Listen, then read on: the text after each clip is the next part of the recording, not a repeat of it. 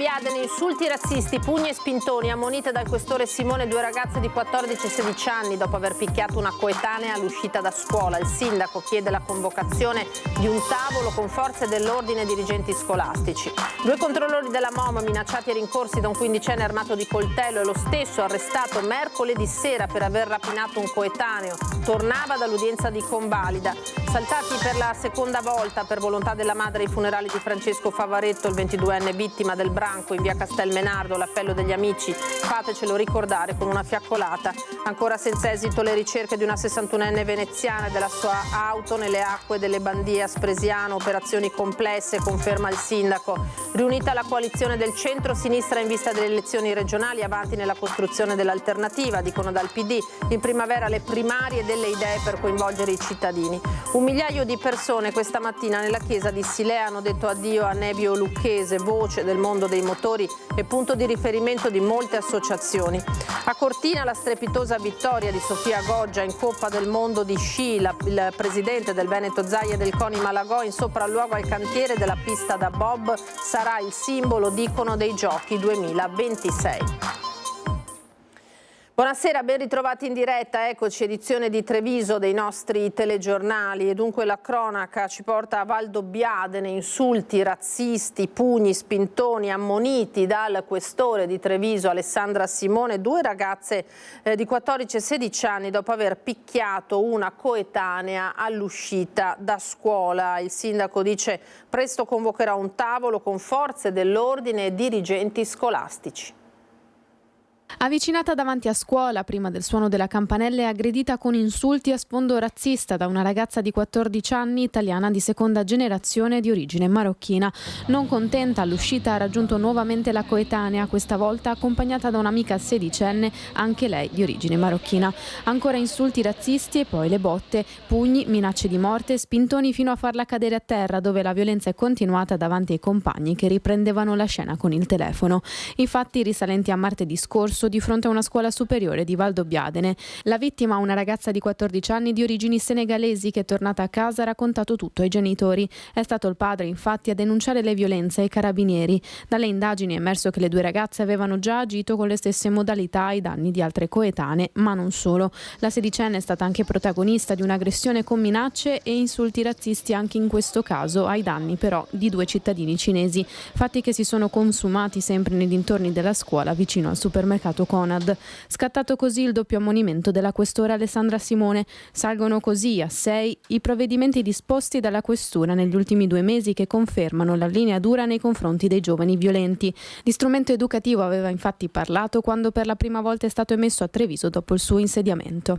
Questo ci dà la possibilità, anche attraverso una procedura anche di rieducazione del soggetto e attraverso uno strumento di prevenzione, di bloccare queste condotte. L'invito della questura alle famiglie delle vittime, anche alla luce dei fatti recenti, è quello di rivolgersi sempre alle forze dell'ordine. Sarà convocato per la prossima settimana invece un tavolo con dirigenti scolastici, carabinieri e polizia locale, chiesto a gran voce dal sindaco di Valdobbiadene Fregonese. L'obiettivo di questo tavolo è rafforzare le relazioni tra di noi, tra istituzioni e anche istituzioni scolastiche, affinché questi episodi possano essere soffocati all'origine. Anzi, se ci sono delle segnalazioni di comportamenti scorretti anche all'interno delle aule delle scuole, è opportuno che vengano segnalate alle forze dell'ordine da subito, affinché si possa intervenire.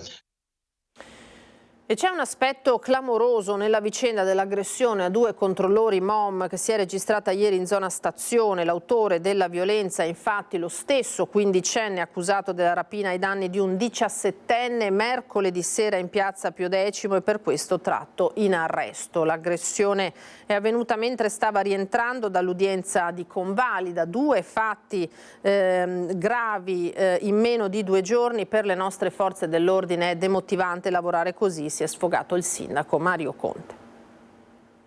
Fatemi portare la vicinanza mia personale, dell'ente che rappresento e di tutta la comunità ai 2 dipendenti della MOM che sono state vittime di un'aggressione semplicemente per aver svolto il loro lavoro di controllori. La cosa che rammarica è che l'autore di questa aggressione era stato fermato e denunciato 2 giorni prima per una situazione analoga a un furto legato a delle cuffiette dei cellulari.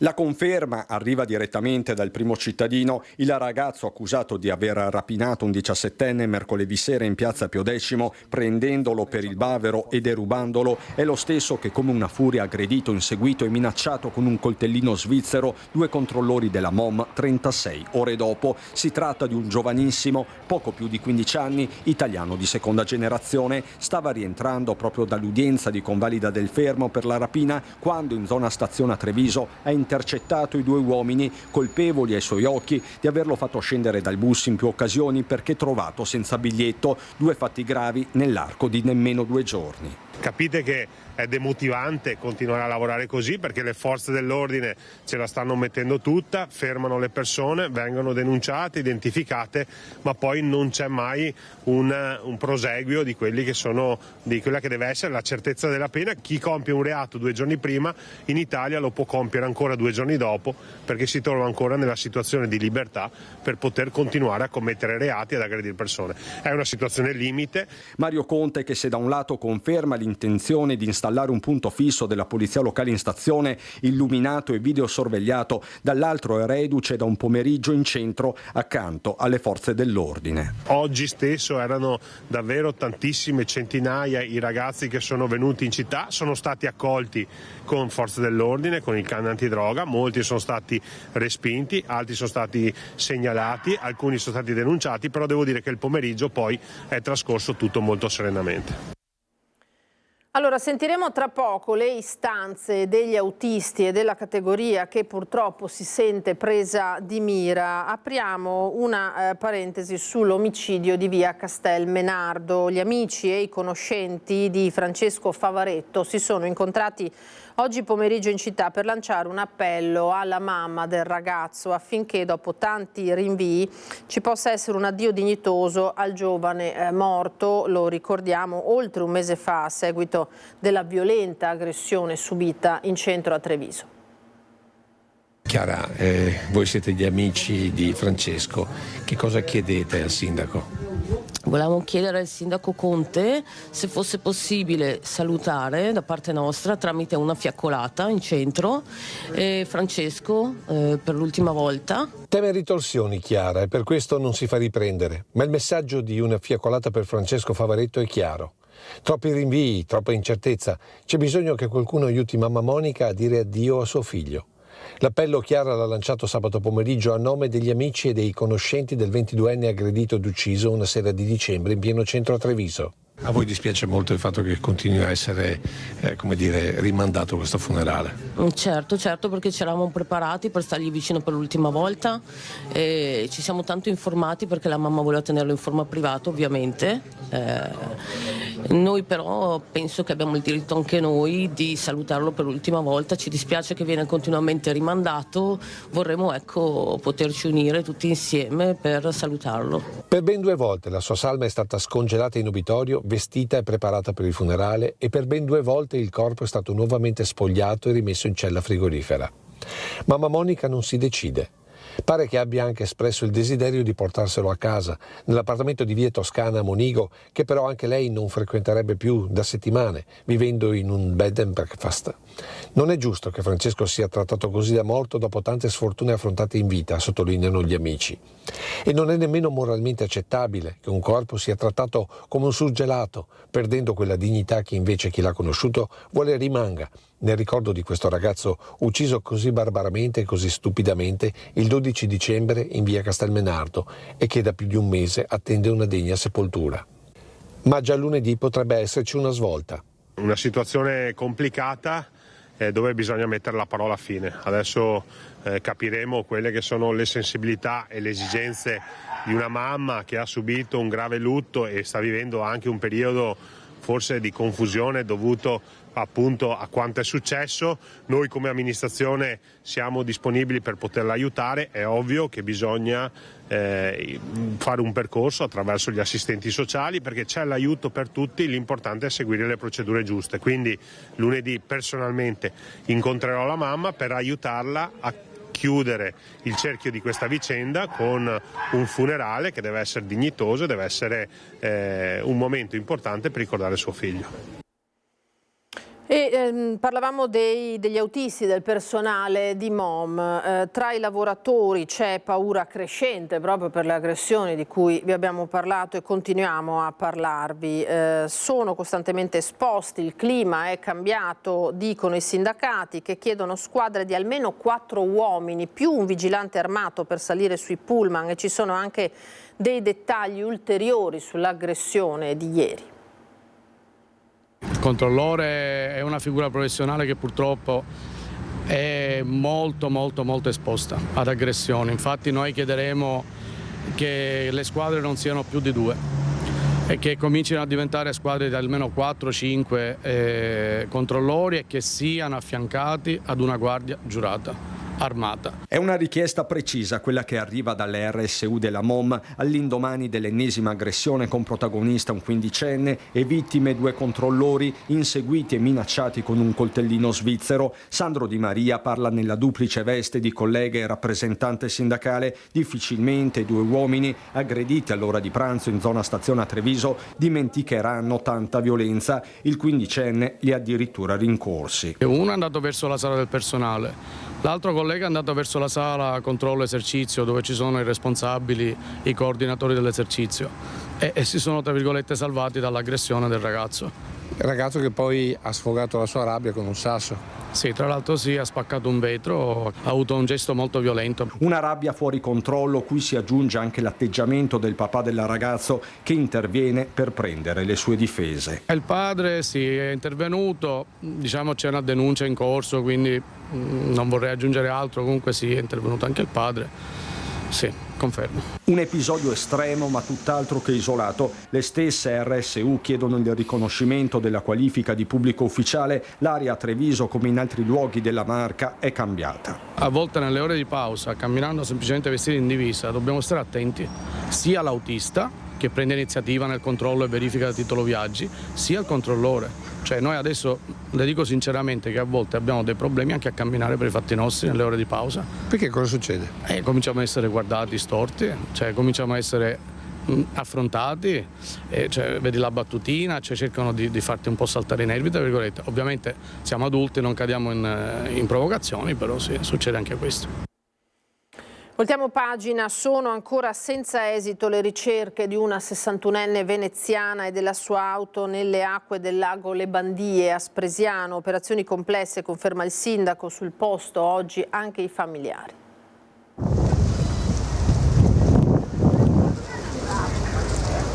La visibilità massima, che arriva fino a 30 centimetri, e la conformità del fondale non stanno certo aiutando l'imponente macchina delle ricerche messa in piedi da vigili del fuoco e carabinieri, per il secondo giorno impegnati nel trovare una donna veneziana 61enne che si sarebbe immersa giovedì in tarda serata con la sua Fiat 500 nelle fredde acque del lago Le Bandie a Lovadina di Spresiano, un'ex cava diventata specchio lacustre. Un probabile gesto estremo, ma contornato ancora di tante domande.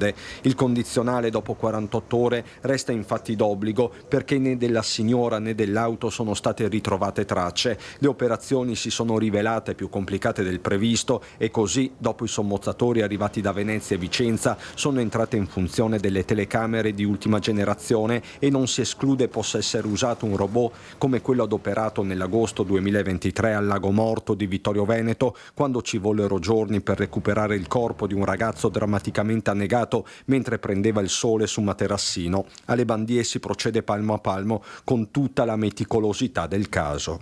Speriamo che con queste nuove tecnologie messe in campo si possa risolvere, quantomeno parte di questo mistero. In riva al lago ad assistere all'operazione i familiari della donna residente a Santa Maria di Sala e che pare stesse vivendo un momento di fragilità. Proprio alla sorella giovedì sera la 61enne avrebbe comunicato l'intenzione di farla finita. L'allarme quando a ridosso della scarpata dell'invaso vengono trovati dei documenti e delle coperte, un paletto abbattuto e tracce di pneumatici sul fogliame. Il nome indicato sulle carte rinvenute rimandano la 61enne che risulta fin da subito irreperibile. Lo stesso sistema di videosorveglianza, si scopre poi, ha ripreso l'auto girare per ore nell'area, ma non il momento del possibile inabissamento. Anche per questo resta una piccolissima speranza.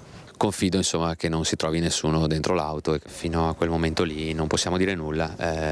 Intanto andiamo avanti con le ricerche appunto e speriamo di sapere qualcosa il prima possibile. E ora invece la storia del ritrovamento di un uomo scomparso a Rimini 20 anni fa. L'intervento dell'associazione Penelope ha permesso di trovarlo a Conegliano, dove aveva scelto di vivere per strada. Una storia incredibile che inizia 20 anni fa a Rimini, passa per Monfalcone Gorizia e si conclude a Conegliano. È quella del romagnolo Stefano Zini, che scompare da casa nel 2004. La famiglia lo cerca per 20 anni. Nell'ultimo periodo viene coinvolta nelle ricerche l'associazione Penelope, che aiuta i parenti degli scomparsi e verifica la prima segnalazione nella città di Monfalcone. Come Penelope Friuli Venezia Giulia, già un paio d'anni fa siamo stati contattati da Penelope Emilia Romagna perché c'era stata una segnalazione della presenza di questo signore in Monfalcone. Dalle verifiche che abbiamo fatto però non era uscito nulla. Ancora una falsa pista, una nuova segnalazione a Gorizia, ma in questo caso si innesca una collaborazione virtuosa tra polizie locali che porta, dopo pochi giorni, al ritrovamento dell'uomo in Veneto, a Conegliano. A ottobre di quest'anno siamo stati contattati tramite la Polizia Comunale di Gorizia perché c'era stato un avvistamento proprio a Gorizia. Allora una delegazione di Penelope Emilia Romagna si è recata proprio da noi assieme alla mamma e si è trattenuta più giorni qui a Gorizia per effettuare delle ricerche a tappeto. All'esito però la persona che si pensava fosse lui era un altro clochard. Però il passaggio dalla polizia municipale ha sicuramente creato un circolo virtuoso. E lui è stato individuato poco tempo dopo proprio dalla polizia locale di Conegliano. Il finale è amaro. Stefano, che ha scelto di vivere come un clochard, non vuole tornare a casa. All'anziana madre, pur rincuorata di saperlo in vita, dice di voler restare per strada. Non sempre c'è il lieto fine dunque, ma il lavoro in rete porta molto spesso dei risultati. Bisogna anche dire che dalla collaborazione, dal fare rete insomma, con le realtà locali esce sempre qualcosa di positivo.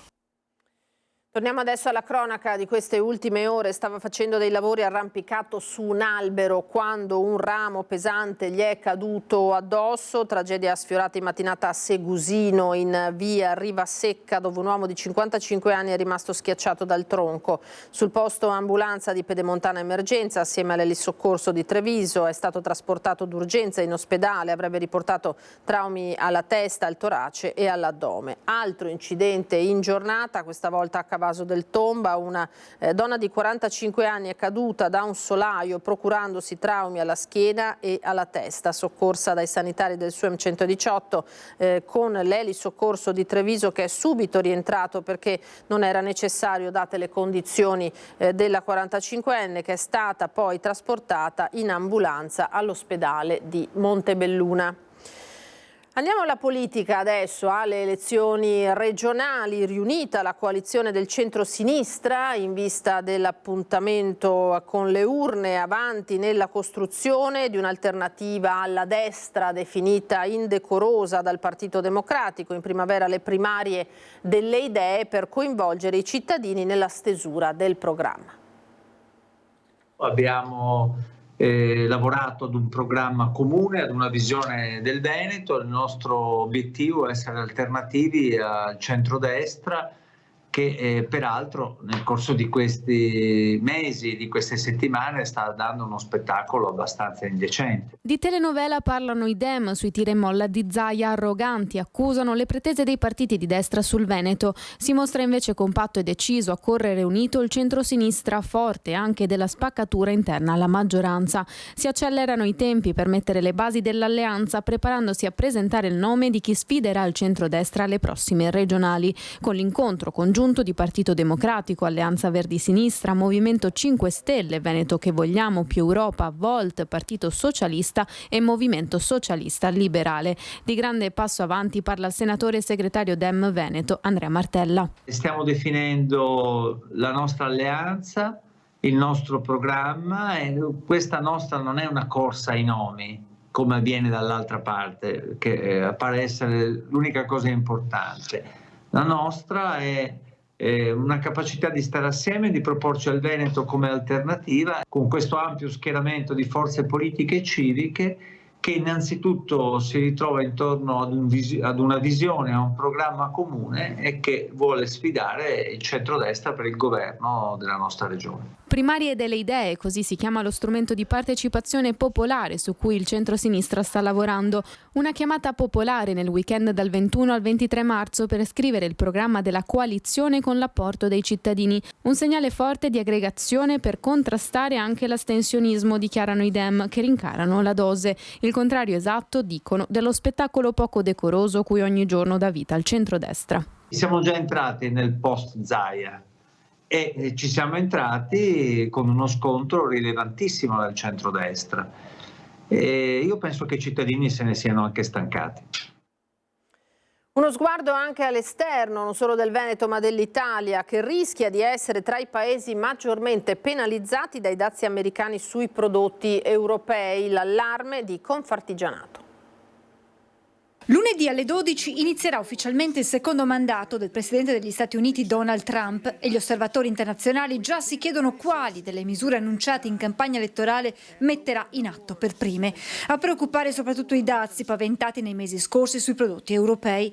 Un rapporto dell'Ufficio Studi di Confartigianato evidenzia come l'Italia rischi di essere tra i paesi maggiormente colpiti dall'applicazione delle imposte. Si calcola che il calo in valore dell'export italiano potrebbe superare gli 11 miliardi, arrivando fino ad un meno 16,8% rispetto ai 66,4 miliardi dell'attuale livello delle nostre esportazioni negli Stati Uniti. Ricadute che si avrebbero anche sull'economia della marca trevigiana, in particolar modo per alcuni prodotti. Sicuramente c'è un aspetto legato all'agroalimentare di cui parlavamo prima che sarà in maniera inevitabile colpito. Ma c'è un altro aspetto che invece porta gli artigiani trevigiani a guardare con positività al futuro e riguarda la produzione di macchinari che realizzano oggetti, produzione particolare sia dal punto di vista dell'ingegno che dell'automazione. Credo che sarà difficile che gli Stati Uniti possano privarsi di un bene che produciamo.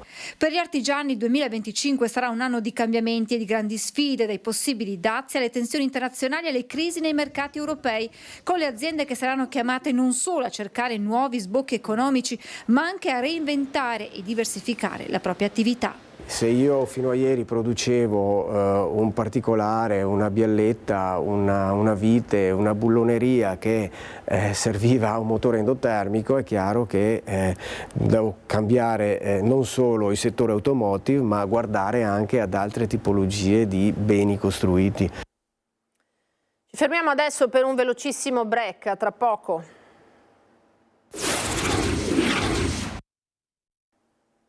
Ben ritrovati, edizione di Treviso dei telegiornali di Antenna 3. Allora andiamo a Silea adesso, perché 1 migliaio di persone questa mattina si sono riunite nella chiesa di Silea per l'addio a Nevio Lucchese, voce del mondo dei motori, punto di riferimento di molte associazioni.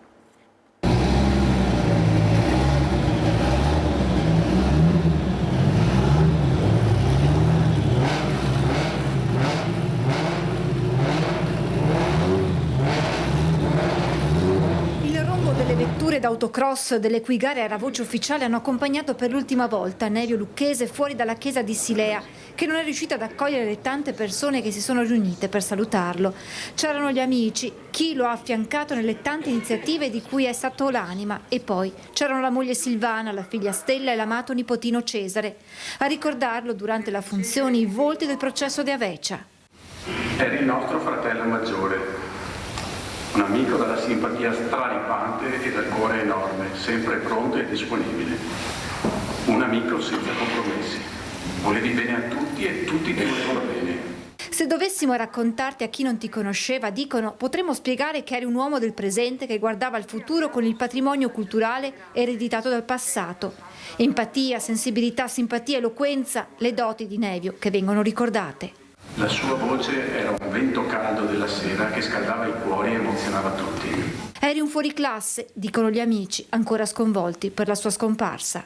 Ma tu con un colpo di teatro hai accelerato e te ne sei andato via, come quelle auto sportive che tanto ti piaceva che per anni hai raccontato al microfono. Non è il finale che ci saremmo aspettati. Lo vogliono poi immaginare lassù, insieme agli amici che se ne sono andati. E con la tua grande naturalezza riprendi semplicemente lì a fare quello che facevi qui.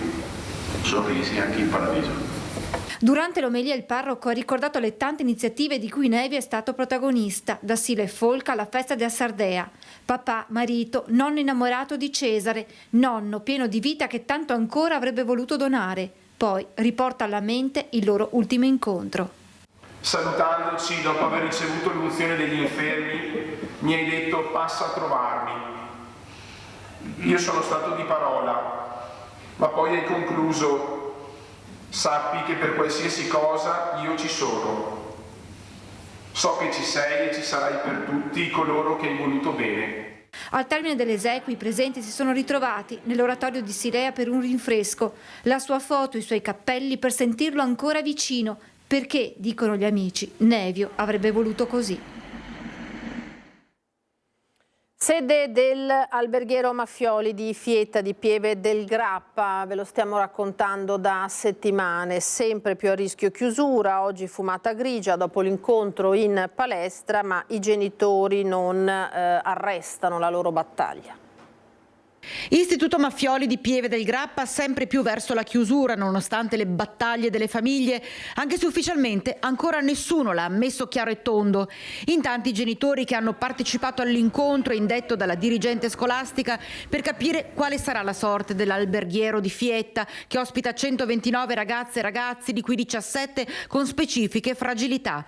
Grande assente alla riunione la provincia di Treviso, l'ente che gestisce le scuole superiori, un'assenza che è stata notata e molto dalle famiglie che sono pronte a tutto. Siamo disposti proprio ad arrivare al Presidente Zaia proprio perché vogliamo assolutamente una soluzione, e una soluzione naturalmente a nostro favore, perché è importantissimo, abbiamo ribadito più volte, non solo chiaramente per tutte le famiglie, per gli studenti in primis, ma anche per il territorio. Totale l'appoggio dei sindaci del Bassanese, dell'area IPA, convinti che l'istituto di Pieve del Grappa debba restare nel territorio della Pedemontana. Cos'è emerso concretamente oggi alla fine? È emerso che i loro programmi l'hanno già fatti, i nostri ragazzi sono già stati assegnati dalla prima alla terza per il prossimo anno a Castelfranco e la quarta a Montebelluna, quindi i nostri pacchi sono già stati assegnati nelle sedi che loro hanno deciso. A noi questo non va. Dal suo canto la dirigente ha dichiarato massimo sostegno, garantendo rimborsi per i trasporti a Montebelluna e Castelfranco ed evitando lo smembramento delle classi di Fietta come temuto dai genitori. Questi genitori veramente hanno dimostrato di essere sicuramente molto tenaci e insomma si capisce che vogliono salvare questa scuola, e io veramente di questo sarei felicissima, ma se questo non dovesse essere, comunque un dirigente quantomeno doveva aver pronto un piano alternativo. Ecco, questo è stato il mio lavoro. La battaglia delle famiglie non si ferma. E voi non vi fermate? Assolutamente no. Noi non lo facciamo per noi, lo facciamo per tutti i ragazzi del territorio di adesso e di domani. Ancora cronaca, alle 4:10 di questa mattina i vigili del fuoco sono intervenuti in via Ottava Armata nel comune di Nervesa della Battaglia per l'incendio di un'auto ibrida. L'autista si è accorto che qualcosa non andava, si è fermato, è sceso con le altre persone mentre l'auto ha preso fuoco. La squadra dei pompieri accorsa da Montebelluna ha spento l'incendio che nel frattempo aveva completamente bruciato il mezzo. Le cause sono probabilmente di natura elettromeccanica, sul posto anche i carabinieri. Le operazioni di soccorso da parte dei vigili del fuoco sono terminate dopo circa 2 ore. La carcassa dell'auto è stata infine rimossa dal carro attrezzi. Presentato a Mogliano invece il nuovo ufficio mobile in dotazione alla polizia locale. Ci permette di essere sul campo con un vero e proprio ufficio mobile, non solo in caso di incidenti stradali ma anche in caso di eventi eccezionali dal punto di vista meteorologico, alluvioni eccetera. Questo mezzo è perfettamente connesso alla rete. Un vero e proprio ufficio su ruote che permetterà agli agenti di polizia locale di garantire una maggiore capacità di intervento, sia in caso di incidenti stradali ma anche in situazioni di emergenza legate ad alluvioni o altre calamità. Il nuovo ufficio mobile, dal valore di 70.000 euro, acquistato dal comune di Mogliano, sarà dunque spostato laddove sia necessario. Dotato chiaramente di energia elettrica 220 a 12 e questo ci consente in buona sostanza di utilizzare strumentazioni quali l'etilometro sicuramente, ma anche dotato all'interno di stampante, di scanner e con le dotazioni oramai digitali che caratterizzano, di cui sono in possesso gli operatori. Praticamente tutto avviene in tempo reale e in coordinamento con la centrale operativa. Un mezzo che permetterà in caso di incidente stradale nell'area della convenzione del Corpo Intercomunale di Polizia Locale Terraglio Sile di migliorare il già performante tempo di intervento, mediamente di 10 minuti dalla chiamata alla centrale operativa.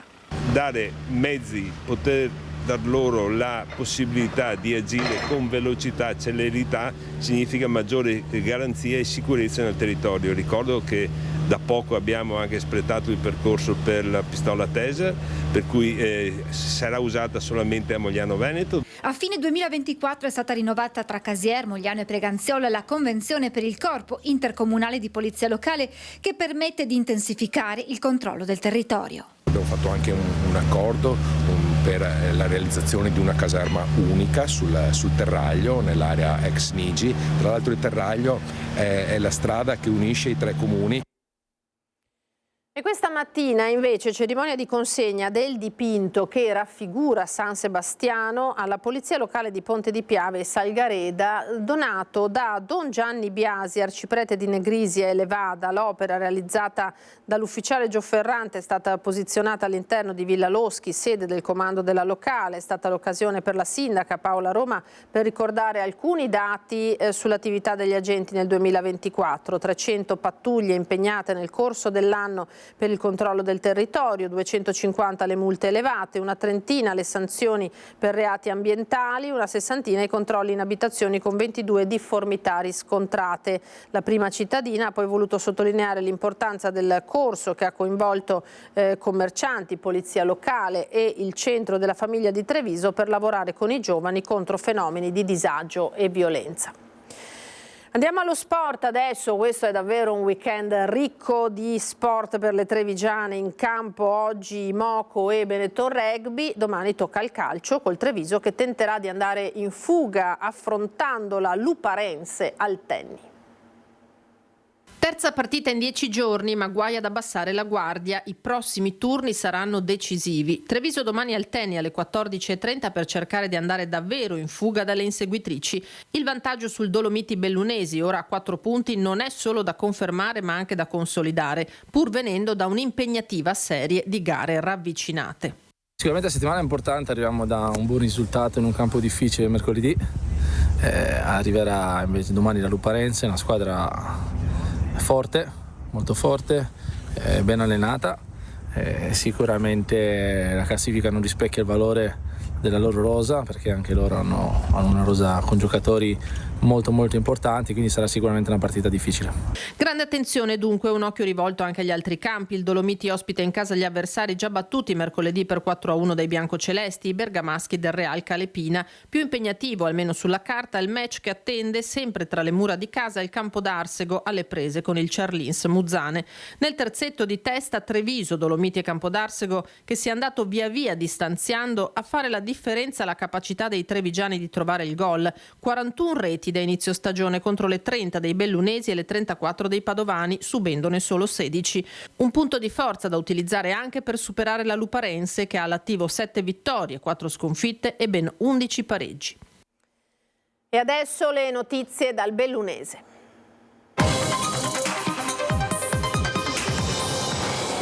Subito a Cortina è stata una giornata entusiasmante per lo sci, con la vittoria in Coppa del Mondo a Cortina d'Ampezzo di Sofia Goggia. È la regina della regina, con questo giro di parole ha festeggiato il successo il presidente del Veneto Luca Zaia. A Cortina d'Ampezzo, ha detto Zaia, ha scritto una nuova pagina di storia conquistando una vittoria spettacolare nella discesa libera. A nome di tutti i veneti le invio un caloroso applauso e un ringraziamento per l'emozione che ci ha regalato. Questo dunque il grande evento di Cortina oggi, e a Cortina il presidente Zaia ha anche effettuato un sopralluogo in mattinata nel cantiere della pista da bob in costruzione in vista delle Olimpiadi del 2026. Ci troviamo nel cantiere dello Sliding Center, quindi della pista comunemente detta di bob, ma è la pista bob Scheletro Slittino, quella che era la pista Eugenio Monti, che è stata smantellata, perché ricordiamo qui c'era una pista, e oggi siamo già in presenza della nuova pista che tra qualche mese sarà anche testata direttamente dagli sportivi. Il presidente del Veneto Luca Zaia in sopralluogo al cantiere della tanto dibattuta pista da bob in costruzione a Cortina, che sarà pronta, garantisce il governatore, per l'appuntamento con i Giochi Olimpici Invernali del 2026. Insieme a Zaia l'Olympic Games Executive Director Christophe Duby, il presidente del CONI e della Fondazione Milano Cortina 2026 Giovanni Malagò, l'amministratore delegato della società Infrastrutture, la Simico Fabio Saldini, e i tecnici del Ministero delle Infrastrutture e dei Trasporti. Sarà la pista più iconica del mondo, non c'è uno sportivo nel mondo che faccia bob, skeleton o slittino che non pensi di venire qui a testare questa pista, tanto è vero che si stanno già preannunciando molti eventi, e dall'altro voglio anche ricordare che è la pista progettata anche per il parabob. Quando il parabob,